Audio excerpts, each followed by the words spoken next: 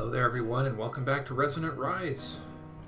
We are standing next to our apple tree farm, which I have expanded by another, I think I had only one row when you guys saw this the first time around, so now there's 3 rows, fully grown. Now something interesting came across my desk when I was doing a little research on these trees. It said that I could use bone meal to make them grow. So there's possibility for accelerating. So bone meal on the leaves. I got to get a bit more here. This is research. Because I need to find out if there's one place I can click to apply all the bone meal, or if this is going to be a little bit more trouble. So, all right, so pop that. Now if I bone meal the leaves, I get an apple. And then, okay, so there's not one place. So then I bone meal the apple a couple times. And yeah, so I can get apples faster that way. Also, it seems that they can pop and land on the wall, which is something I will have to adjust later as well. Anyways, but that's not the focus of today. As you can see, I've also added potatoes and carrots in small quantities back into our farm. My instinct being that a monoculture is not appropriate, and there's absolutely no reason why I shouldn't have multiple juices powering my base. Apple juice powered farm being, fun, but ultimately potentially troublesome. So, today's plan, we need to figure out how juicers work and how they interact with logistics pipes. So let's, now that we have the capability to make useful things, it's a squeezer from forestry, 5 megajoules per tick. Now the interesting question I haven't answered is, these cost X power to operate. How much power is the juice going to produce? I have no idea really, but I do know I taught my system how to make sturdy casings off camera earlier. Oh, stupid tin. I almost got it right. Okay, and then we need tin.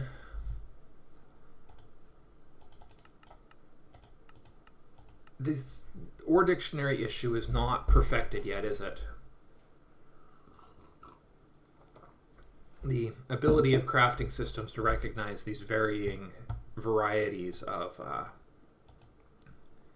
tin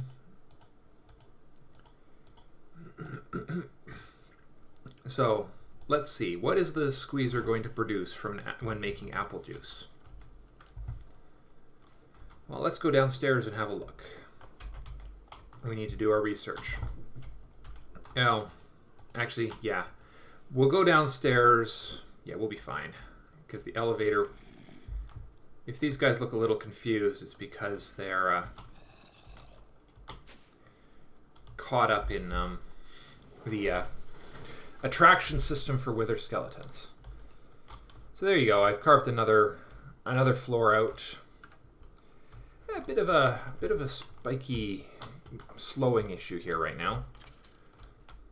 All right, we'll leave that down. We'll lay this down right here. All right. So let's see what we got here for recipes. There we are. Uses. No, we need recipes. No, that's not right. What do we need? We need no matching recipe was found. We need to find juice. Apple juice. We'll start with apple juice. I'm assuming we're going to get the same material no matter which juice we produce here, so no, apple, we just need plain old apple juice. Okay, fine. We'll look for juice then. Let's see what kind of juices we've got in the system. Apple juice. Juice can. 1 point... Okay, so... Interesting. With 10 make 1 megajoule per tick. Well, you know what? We're not going to worry about that. We're just having some fun here. Squeezer. Okay, so we're not going to be using this though, because we're not squeezing. Okay, byproduct is mulch, 10% chance from most fruit juice products. And it looks like all the juices go into just the same kind of juice. You don't have specific kinds of juice, which is good. But we have a 5 to 10% chance of getting mulch out of the system.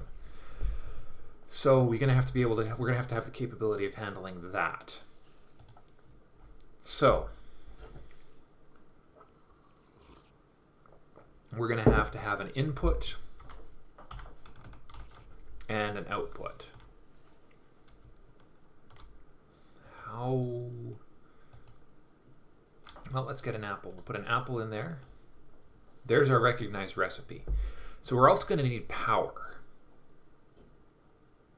which tells me we're going to need a power cable hooked up to this. We're going to need a liquid output cable, and I'd really like to not be staring at it. So we're going to want one of those extenders, and I think I taught my system how to make them. Yes, I did. Excellent. That was wise of me. So a block extender will help with that. So let's see, where do we want to put the juicing system? Let's put it down. We're just about as far over as we want to go, I think. What we'll do, oh, okay, it's not one of those. It's break with a pick. Okay. So we'll start with the juicing system over here, but we're going to put it so our first juicer will go right here, and let's figure out how much space we're actually going to need to get this to work. Because I really don't know. I mean, first thing first is we know we're not going to want to move all of this stuff too far, if possible. Because it's just going to be moving straight on into the next system.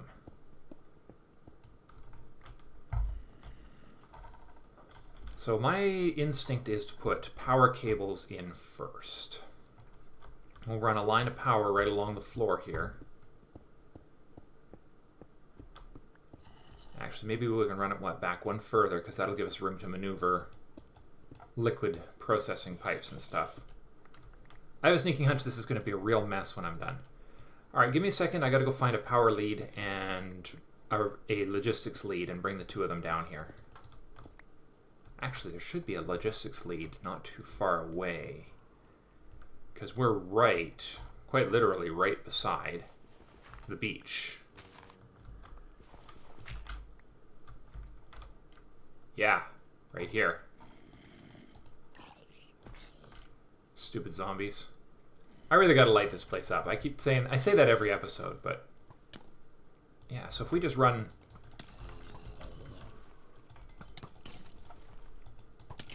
Yeah, if we just carve straight horizontally from here. Oh, for gosh sake, stop it.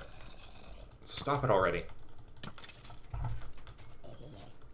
Okay. From here. This one right here. Let's just lock ourselves in here. So if my calculations are correct, a straight shot this way. And actually I have a lot more room to work with at this level, this elevation, than I thought.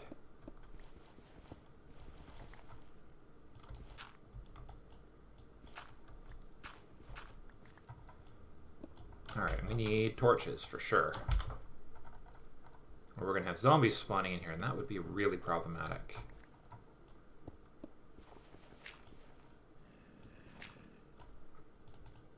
Okay, we'll have to clean this up. Oh, just below the floor. Hey, perfect. That's actually okay. I can work with this. Alright, let me clean this up and I'll be right back. Alrighty, so I've already discovered some interesting quirks of forestry machines. For some odd reason, now I haven't determined how badly, so I'm playing around with these block extenders because I really like them. They allow me to do some really cool stuff. But as you can see, power does not seem to want to connect directly to a forestry machine through a block extender. So what we need to do now is find out if that unfortunate characteristic extends to liquid ducts and other things. So what we're going to do is we're going to build a nice 2x2. Yeah, we'll do a 2x2 tank right here, all the way to the ceiling. This is going to be our apple juice buffer. Yeah, I think that's how we're going to do it for now. If we need to move it, we can do it pretty easily with these. Come on. Oh, we're having a bit of a laggy day today.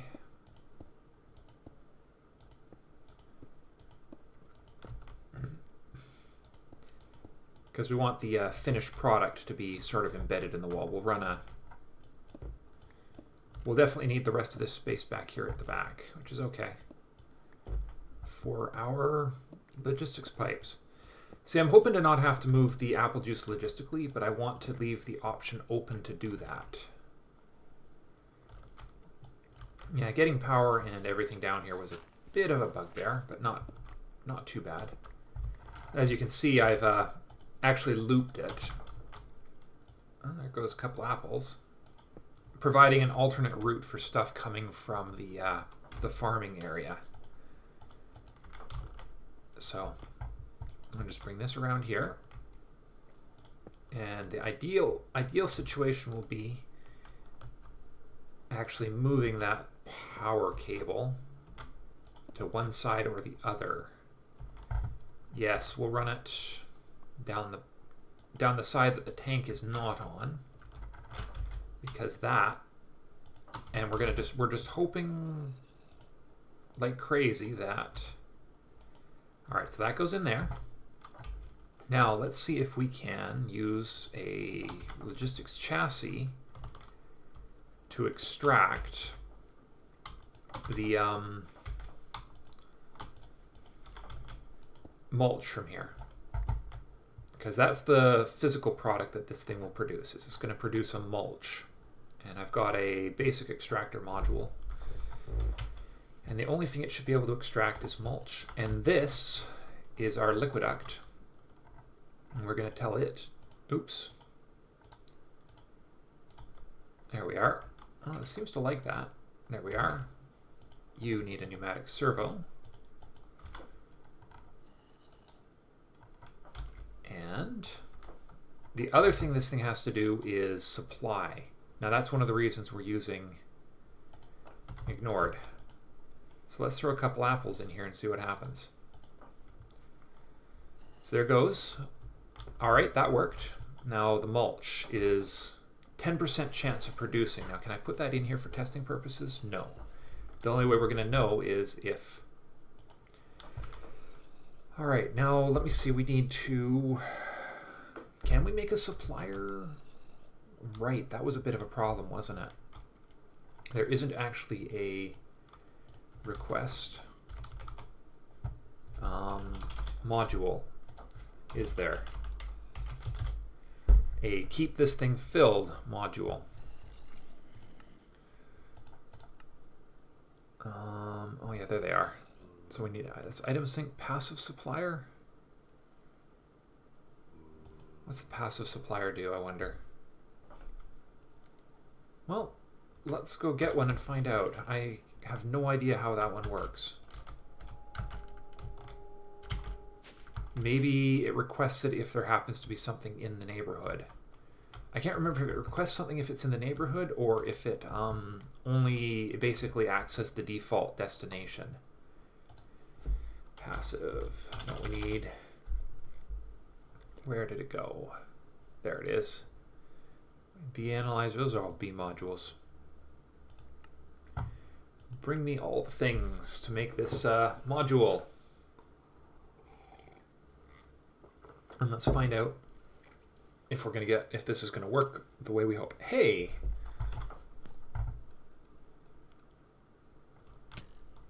Dang skellies. Yeah, all right. Securing this area has just become really important because that guy just annoyed me. All right. Let's find out if we can get this thing to passively supply apples. Yeah, the elevators will make life a lot easier. I actually should put one up to the top floor, shouldn't I? All right, let's get in here. Put you in there, and we'll configure you to ask for apples. And let's see what happens. The question is, actually, there's an easy way to test it because I have an extractor. Let's put an apple in here and see if it comes straight to this thing or if it goes to the storage bin. That looks promising. It came straight here. So my instinct is it'll come here unless there's nowhere for it to go in here. An easy way to find that out is turn the power off to this. Request a full stack of apples.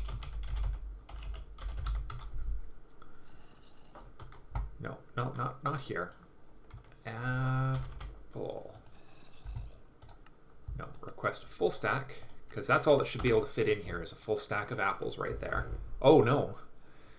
I wonder if I can lock it down so it could only keep one stack of apples in stock, but that's okay actually. I don't mind that it's, but let's just lock it down so that it can only have one stack of apples for the purposes of testing. Now what it should do, if I understand the way this system works correctly, we're going to take one apple out and we're going to throw 2 apples into the system. And what we should see is 1 apple should come here and 1 apple should not. It just, yeah, okay, it came here, it realized it couldn't go anywhere, and it headed upstairs. The only downside to this setup is it means that the overflow of apples will have to be funneled back in here directly if the system shuts down. And you know what? That's actually okay. Okay, so this thing will accept apples, and now it will produce apple juice. And hopefully extract the mulch out. Hey, did it just extract the mulch? I think it did. We'll throw that in the system. We should have, let's see what we got. I don't even know where it's going to go right now, but that's good. So now we'll be able to configure this. We've almost got a bucket of juice. And we got apples coming in slowly. And that just got pulled out and it's going somewhere. So we should be able to say mulch.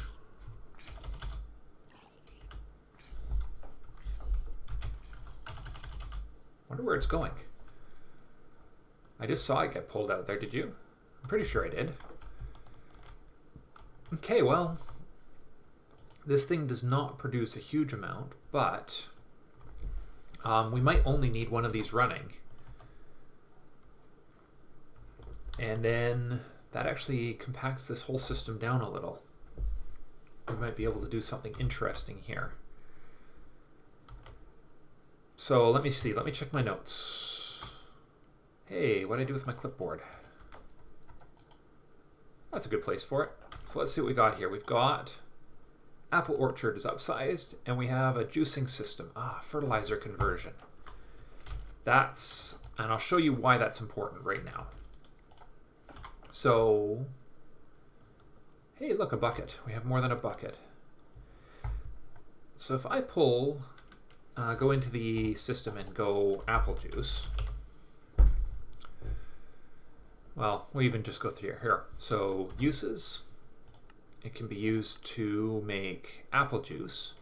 And the uses of apple juice include, we could put it straight in the biogas engine for a very, very small amount of power. Or we could ferment it. Now here's the interesting part about fermentation. It requires 3 components. The first of which is a small amount of fruit juice. The second is a sapling, which we're going to use jungle saplings for. And the third is a fertilizer. Now, none of these fertilizers, we've got the mulch we could use, got compost.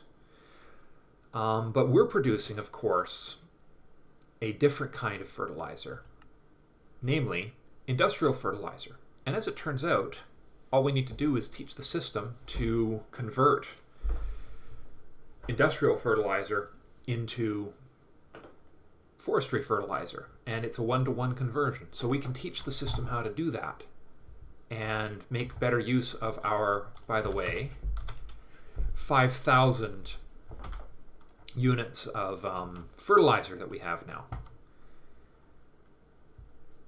So we're definitely going to need vegetable juice in there as well. That's my instinct. But this is not going too badly. Not too badly at all. So, okay. Give me 1 second to set up the next step. And then we will see where we're going to go from here. Okay, the second tank is ready to roll. I've configured this exactly the same way, except for one minor change. This is configured for vegetable juice. So there we go. We have now got squeezers for each of the 2 vegetable types. This is configured with a passive supplier module, which in theory should be asking for carrots and potatoes and extracting the mulch like usual. Have no idea. Oh, no recipe. No, wait. It will just, yeah, it'll just take care of itself as soon as something arrives, which is all good. All right. Let's run upstairs and I'll just quickly configure. Where is it? Did I not grab it? I forgot it, didn't I? Yep, I did. So this currently has 175 millibuckets. Oh, there goes a carrot. Nice. It's working. Working beautifully. Here's an interesting question.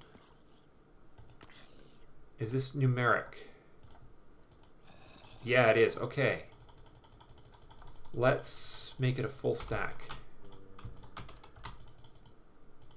So try and keep a full stack of them in here. All right, that's good to know. Carrot. Potato. So that's interesting to know. So we could actually teach it to keep even possibly more than just 1 stack. We could teach it to keep 2 stacks, can we?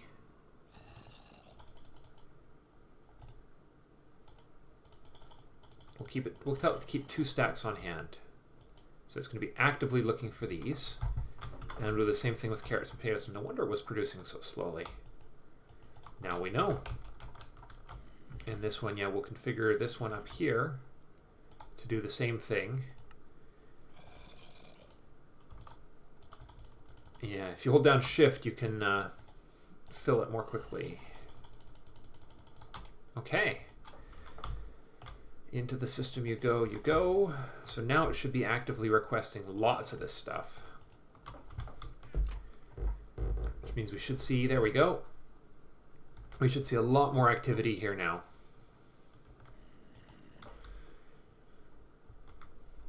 Lovely. So this is going to produce as fast as our golems and our passive system. But this thing squeezes juice really quickly, doesn't it? The only real question mark is how fast our farms are actually capable of producing this material. I'll reconfigure that in just a minute. That's going to drive me insane if I leave it the way it is. All right, let's go upstairs to the crafting wall and add a new lesson. I don't know if you guys have seen this, but I added a maintenance channel tunnel behind the ear in case something goes wrong with my programming. Happens once in a while. I've had a couple little things go wrong. Where did I leave that silly crafting pipe? I know I requested one. Nope, not there. There it is. Okay, going down. All right, we need crafting pipe there, crafting table here. And we're going to teach this one how to make fertilizer.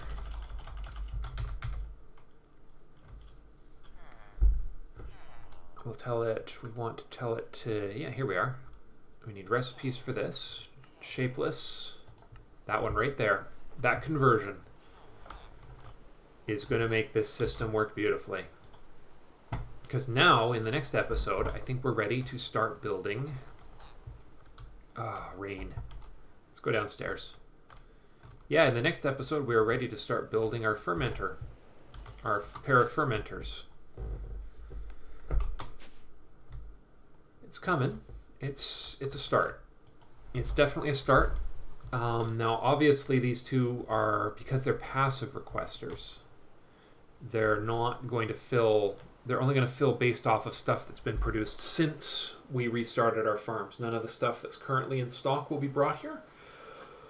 But I could easily, because of the way the block, I could easily just adjust this power cable a bit and tell it to actively, and add an active requester to it instead of a passive. That may be actually what I'll do.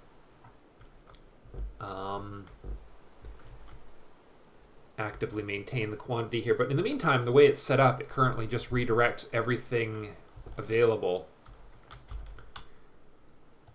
in the system to this location. So if a farm produces something, it directs it here.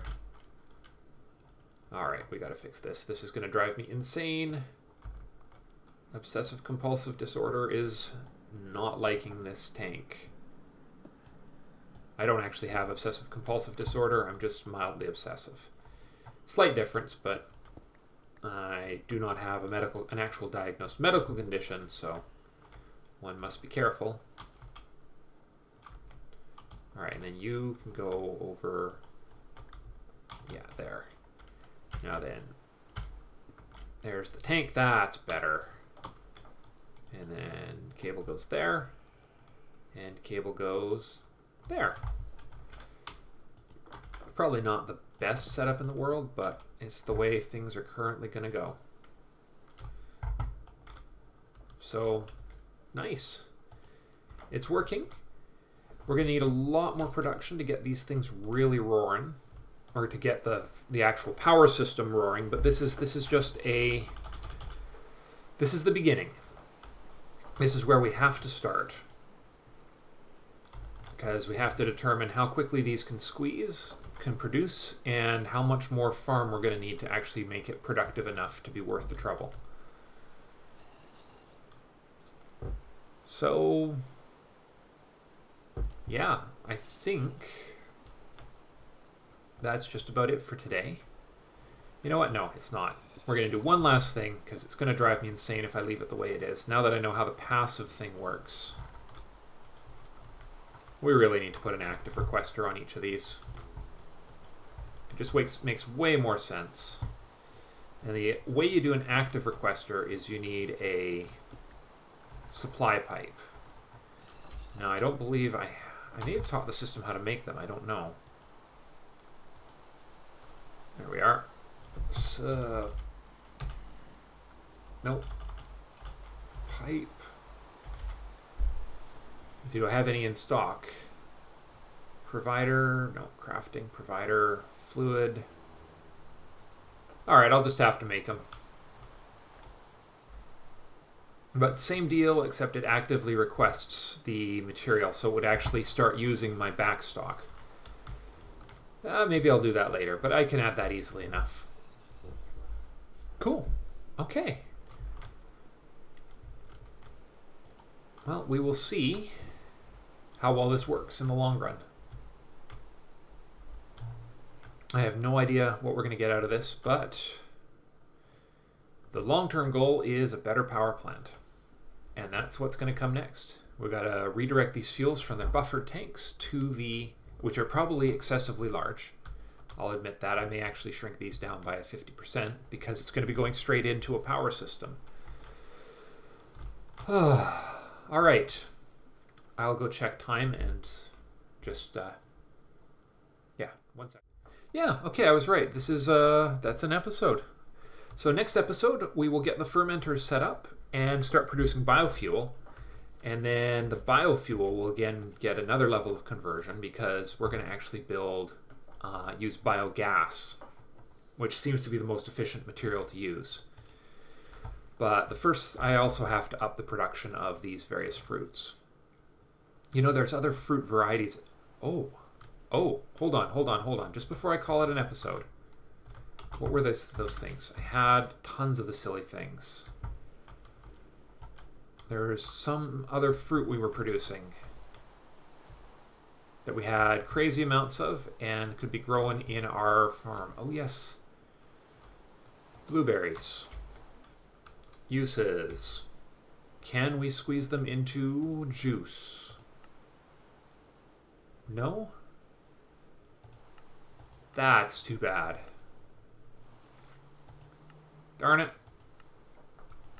That seems really unfortunate. Alright, well now we know. There might be another fruit variety that I can use. I'll have to do some looking around.